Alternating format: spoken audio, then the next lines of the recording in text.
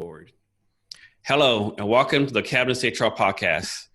This is your host, Jason Cabinets. Our guest today is Mikaela Kiner. Mikaela, are you ready to be great today? Yes, I am. Mikaela, is a native Seattleite who spent the last 15 years in HR leadership roles at some of Seattle's biggest companies, including Microsoft, Amazon, PopCap Games, and Redfin. In 2015, she founded Uniquely HR, which provides flexible HR for fast-growing companies. She enjoys being creative and solving problems in space that most leaders love to hate. She is an International Coaching Federation credentialed coach who enjoys working with executives and high-potential leaders. Mikaela, you have a lot going on, and I know you're doing a lot of great things. Would you like to fill us in, like what you're doing yourself and how Uniquely HR is working right now? Sure. Well, first of all, Jason, thank you so much for having me. I'm really thrilled to be here and have a chance to talk with you and share a little bit more about Uniquely HR. We've been in business for just over 2 years, and I would say, in those 2 years, I think we have really learned who we are and what we do best. So we are coming up on a rebrand and relaunch of our website this fall. And we found that there are 3 things that we do best. We do HR staffing, we do highly customized management and leadership development, and we also do leadership and executive coaching. And who we work for, it's interesting because we work with companies ranging from a 15-person startup to Nordstrom and Amazon at the other end of the spectrum. And it might be hard for people to get their heads around that and say, well, what is the common denominator? And what we've learned is that the common denominator really is growth. So the people who need us are fast-growing companies, and it really doesn't matter whether they're big or small. Probably the thing that I'm most excited about is the team that we have at Uniquely HR. We have a team of about 5 staff and 15 consultants, and they are really just some of the most incredible people that I've ever had the pleasure of working with. We get a lot of comments about, really just not only the talent and capability of the team, but what a nice team of people. They're genuine, they're caring, they're very giving. And so, I think while there is this cliche that says you don't have to like the people you've worked with, I think, I've had a long enough career that I say I have earned the right to like the people I work with. And it goes for both the team as well as the clients. We just work with people whose values are really well aligned with ours, and that makes it really, really enjoyable. I know you can just tell the love and passion you have for your people and your job just coming out right now. You can really tell it's really you saying that. That's I really like that. And you bring a good point, like working on what is best for your company. I think there's a lot of companies out there, they try to do everything, and I think, like you need to focus on your strengths, Of course, improve your weaknesses, but if you have strengths, play to those and and do that the best. I know one thing that you always talk about is culture. And I think I can say this when you say, I think you believe that if a company does not have a great culture, they're probably not going to make it. Why do you think culture is such an important factor for a startup or any business, especially for a startup? Right. Yeah, we do focus a lot on culture, and that's really one of our values as well, is that when we look at an organization who we're going to work with, we really start by looking at their culture and talking about their culture. There's a famous Peter Drucker quote that's it's used a lot. Maybe it's a little bit cliche, but the saying goes that culture eats strategy for breakfast. Yeah. What that means to me, and I think we've seen some unfortunate examples of this in the news lately, is that you can have a company that is filled with talented people, has a really innovative product or service and a fantastic strategy. But if the culture is off, meaning especially if the culture is toxic, and is one that prevents, the best people from doing their best work in that organization, it will hurt the organization, and, likely it will either cause an organization to fail or require a really significant turnaround. So, that's what we think is so important about culture.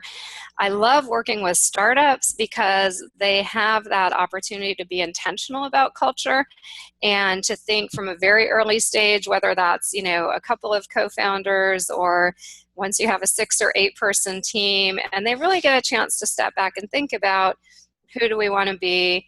What do we stand for? What's our mission, vision, and values? And I think most importantly, what kind of people do we want to attract, and how do we want to treat those people?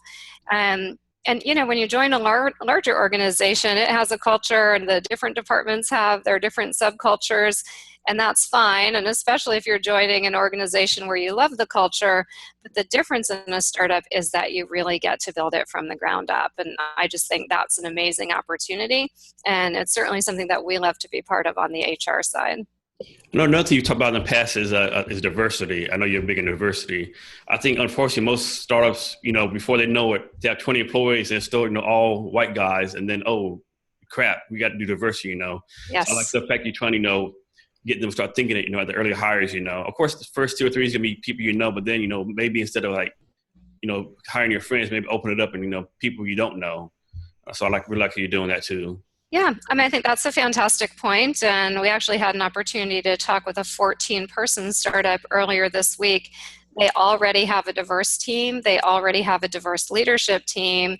It's so important to them, not just from a standpoint of doing good, but the fact that they know it's a business mandate. Basically, they will be a better organization the more diverse they are. And so they are already being intentional. And I think you're right. It's never too early, because we do hear those stories. We're a 25-person company. It's mostly white male engineers. Maybe there's one woman, and then they say, they have good intentions. How do we find more women? How do we become more diverse? I just think it's harder the longer that you wait. So start early. It's never too soon. I think the wonderful thing in the Seattle area, there are so many people providing resources around how do you find and attract those diverse candidates, how do you create an inclusive work environment for them, how do you help set them up for success. There are talks, there are meetups that you can go to. So there's a lot of discussion, which I think is fantastic, and I think there's a lot of action that's following those conversations too. Yeah, I definitely believe it takes a little extra effort to do that, but I think it's worth it in the long run, because I think all the stats prove that the more diverse you are, the better, company you're going to have. It does take effort. And, just to build on the point that you made, we all take a risk when we hire only from our networks. Myself, as well as every founder, every person that I've ever met, our networks are usually limited just by nature. And so being intentional, reaching out, asking people. And I think it's okay to ask. It may be a little awkward, but to say, where do I find female engineers? I don't have them in my network. That's fine. I'd so much rather that people go ahead and ask that question. Now, for me, looking on the outside, it seems like your company has had some fantastic growth in 2 years. How have you been able to achieve this and, grow so greatly? Yeah, thank you. We're definitely excited about the growth. We have more than doubled year over year and plan to do the same thing here again in year 3. I really, partly I do credit the team. So we built a team of professionals who have spent the bulk of their careers in the Seattle area in human resources. And they have so many friends, colleagues, former clients who know and respect them that, I think just having that team with me and having that amazing bench of people is one thing that attracts clients to us. It's a very relationship-based business, and it's also a very high-trust business. When you think of the role of HR, we're going to come in, we're going to look at your people practices and policies. We're going to look at how you hire, how you pay. So I think people they're a little bit, or if they don't know that person's reputation. So we really credit a lot of referrals and word of mouth. We also have tried to be very active in the community, whether that's, attending some meetups and startup events, sponsoring, events that we like, whether it's in the startup space, girls and women in coding, diversity related, but once again, to meet people who are aligned with our interests and aligned with our values. So how does it work for you? Since you've been open for business, have you gone and found customers yourself, or have customers come to you? How does that work for you? Yeah, it's a great question. And, I always say I'm an HR professional. And so before launching this company 2.5 years ago, I had never sold anything in my life. view myself as a salesperson or a business development person, and yet I don't have a sales or business development person, so it really, it does rest with me. You know, we experimented with a lot of things, and I know we're going to talk about failure. We experimented with a lot of things that we found did not work, whether that was, you know, just trying to meet up with a lot of our LinkedIn connections, cold calling in a way, you know, trying to do online and email campaigns. And what we learned was that in the process of doing those experiments, well, the experiments weren't really netting anything out for us. At the same time, the business was growing. The growth, though, was coming from our own networks. It was coming from referrals, and it was coming from the growth of existing business. You know, I haven't quantified this yet, but what we have observed is that every company we've worked with, if there's been an opportunity for them to either extend our engagement or use us for a future engagement, they have done so. And so, you know, I think to me that's just a testament to the quality of work that our consultants do. And that's really what gets us that repeat business and has helped us to grow. Has there been a time in the past when you've disqualified a company from doing business with you, like whatever the case may be? Of course, don't use their name, but has that happened before? It has happened, you know, where we've either intentionally turned down a piece of business or actually extracted ourselves, you know, from an engagement. And it's not frequent that we would do that. I would say it comes down to a couple of things. You know, one, if in any way the values aren't aligned, for instance, you know, we're there to do a strategic level of work, and that really requires engagement from the client because, you know, they own their people and they own their talent strategy. And so if we can see that maybe they don't even have time to partner with us while we're there in the organization, or they're kind of nodding and taking our advice but not acting on it, then we feel like, well, it doesn't really benefit them to have us there if they're not able to sort of, you know, take on our recommendations or partner with us to get things implemented. The case where we turned down business, you know, we had just heard some unfavorable things about the potential client, and we had actually heard that other service providers had stopped working with that client because their staff was not being treated well. And I really don't want to subject our staff to any environment where they may not be treated, you know, respectfully. I think life is too short for that. So in that case, we just, you know, chose to say that we're probably not the best fit, and you know, we wish them good luck in finding somebody who's right for them. Yeah, those are very good insights. So next, talk to us about a time that you were successful in the past, what you learned from the success, and what our listeners can learn from your success. Yeah. It's so funny that you know, this was a harder example to think of for some reason. I think we tend to skate through our successes and not really look back. But I do think for me the big success really was in choosing to go out on my own and in launching Uniquely HR. And I say that for a few reasons. You know, I think the biggest reason is that I'm the wage earner in my family. And like many people, you know, I had been very comfortable working in larger organizations where I had the security of a regular paycheck. I had fantastic, you know, medical benefits for myself and my family. I had stock options. I had 401k.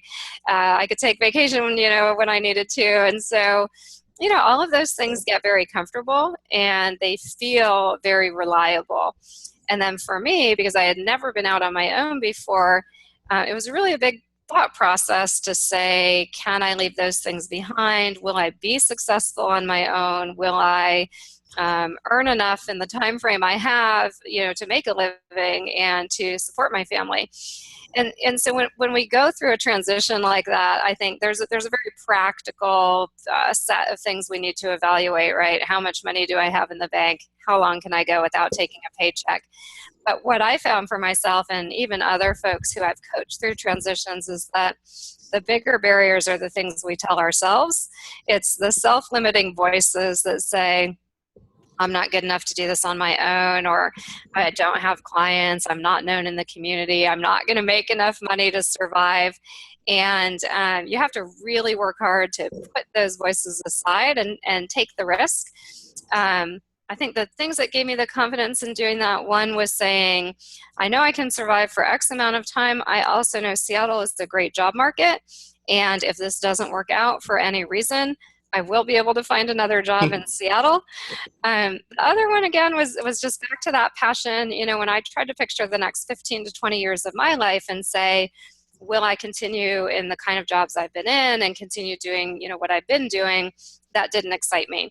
But the notion of going out on my own, starting something new, all of the learning that would come with that, I was just so passionate about that in the end that I had to give it a try. You know, and when people ask me today, well, you know, do you miss your corporate jobs, or would you ever go back? In the near term, the answer is no. You know, I love what I'm doing. I'm learning every day. It's fun and it's challenging, and it's flexible. So I actually feel like going out on my own was the best kept secret. People talk about how hard and stressful it is. Very few people talk about how incredible it is. And I would say it's really been a lot of fun, and I haven't had a bad day since I started.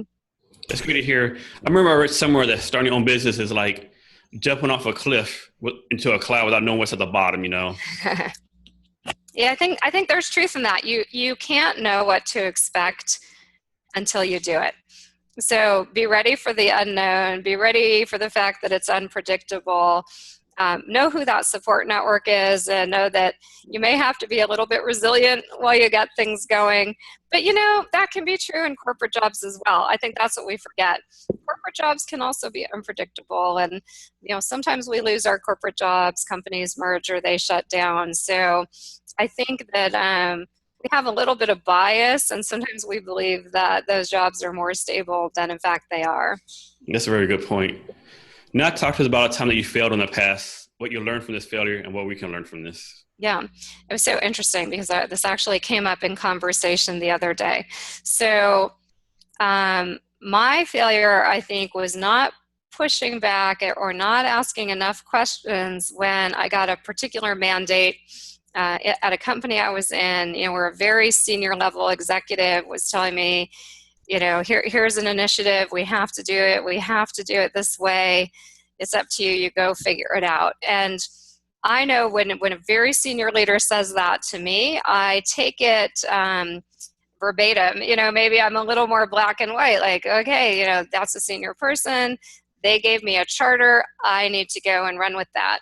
And in this particular case, the work was just simply, it was harder to figure out. It was more complex. There were compliance and regulatory and other issues involved. And the team I had working on this, I mean, we worked on it for months. Now, it's not to say we didn't check in with that leader. You know, we would have our monthly call and we'd say, you know, here are the challenges. This is proving to be very difficult. But I don't think I emphasized it enough, because at one point, probably 4 months in, we were on a call and I said, you know, this is proving extremely difficult and I really need to hear from you. How much harder do you want us to work on it? Or what are our alternatives? And the leader very quickly said, oh, it's that difficult, you know, we'll forget it. We'll figure out something else. And I was happy, but I was very stunned. And I said, I need to repeat that back to you. I need to make sure I heard you right. Now you're saying we don't even have to do this. We don't have to worry about it. We can choose an alternate path. And he said, oh, absolutely. So we did. And the lesson for me was that, you know, I probably could have saved myself and my team 3 of those 4 months by emphasizing earlier on how challenging this was and pushing harder for alternative options, even proposing those alternatives and just saying, look, I don't think this is the right path. You know, let's explore something else, because we did lose that time. And as anyone knows, when you've been shifted from one project to another, or, you know, some of your work just ends up being dropped, that is something that's frustrating to people. It was frustrating to me. I'm sure it was frustrating to the team at the time. So that's a great lesson learned for you then. Yes, it was. So you already covered this a little bit, but can you add some more about how you add value, how you uniquely HR adds value and solves problems for your customers? Yeah. I think the first thing that we do is we really want to hear from the customer, understand the current state that they're in with regard to their their HR processes, their HR infrastructure, what's working really well, and maybe what's not working or what isn't in place today, right? And I think of that as we meet them where they are. So they might tell us, we have an amazing interview and hiring process. It is working for us 100% of the time, but we don't have our policies. We don't have our handbook in place. We really want to start with what they need most. And I think the thing that the team enjoys most about working with startups is that we know startups are frugal. We know they will never hire us if they don't need us, and we know that the work we can do for them is going to have an immediate and a high impact. So we want to be really, really good listeners. We also want to ask a lot of questions, because I would say one of the things we hear most frequently from clients about HR is they tell us, I don't know what I don't know about HR. I might not even know what to ask you guys for because I didn't know that I could automate a certain process, or I didn't know that there was an amazing tool I could use for ongoing employee feedback, or I didn't know that you have an ordinance in Seattle around sick and safety time, and I guess we're not compliant with that because we never even heard of that particular ordinance. So we want to really use our insights, our expertise, what we've learned from working with a number of startup companies over the last couple of years to anticipate the needs of an organization. We also want to really customize our work for them. So even though we help companies with their handbook, no two handbooks will ever look the same. Even though we do a lot of management fundamentals training, no management program at one company versus another will ever look the same, because we want to talk about that company, their industry, their values, and cover the things that are most important to them. So next, I'd like you to talk about something that no one knows about you. Well, sure, maybe your family does, close friends, but something about yourself that most people don't know about you. All right. It's a good one. So most people don't know that in college I worked at a freak show in Coney Island, Brooklyn. But I was not one of the freaks, so to speak. I actually sold concessions there. So I did get to hang out with the snake charmers, the sword swallower, and the bearded lady. That's a fun fact. I would say on the business side, a lot of people don't know that I had an opportunity to spend 3 years with Amazon in India. My husband and I moved with our 2 kids. They were 4 and 7 at the time. We moved to India in 2009 and came back home in 2012. I would just say that that was an incredible experience that really shaped all of us. And for anyone who's ever considered doing an international assignment, I highly recommend it. I think you learn about different cultures, you learn about yourself, you also learn about how different cultures work, and it tests a lot of your own assumptions, because the way you get work done in the US can be extremely different from how you influence and connect in any other culture. So for the Coney Island experience, I bet you could write a book just on that by itself, couldn't you? All your experiences there. I should, and I wish I still had all my pictures, because I think what would be really good is a photo album. Oh yeah, that'd be great. And I know that's a great experience for your family being in India. I always think it's always great to go to different cultures and experience that. Helps you grow, at least from my point of view. I agree very much. So I understand you have something for our listeners. I do. So we would like to offer a free chat, free consultation for anyone who would like it, whether or not you need our services, but if you have some HR questions, training questions about how to set up your culture, and you have an email and information right on our website. So feel free to go out there and schedule a call with one of us. And can you provide any social media platforms you'd like for them to reach out to you on, like what's it, Twitter, Facebook, or whatever else you might have? Absolutely. We are there. We're on LinkedIn, Facebook, and Twitter. And so like us, follow us, and we'll do the same. And for our listeners, we're going to provide all this information on our show notes once we publish the podcast. So we're coming to the end of our talk. Have any last words of advice or wisdom, or just anything you'd like to talk to our listeners about? Well, my tip for HR is I call it vote early, vote often. So, think early about HR, about culture and hiring. Think about it often. And, really, most of the leaders I've met have very, very good instincts. So I would just be intentional about what you do and you'll succeed. Mikaela, thank you very much for being on my show. You gave a lot of good advice and good insights to our listeners. I really appreciate it. Thanks, Jason. It was my pleasure. And to our listeners, thank you. I really appreciate your time. I know you have a lot of stuff going on, so we really appreciate what you're doing for us. And remember to be great every day. Thank you.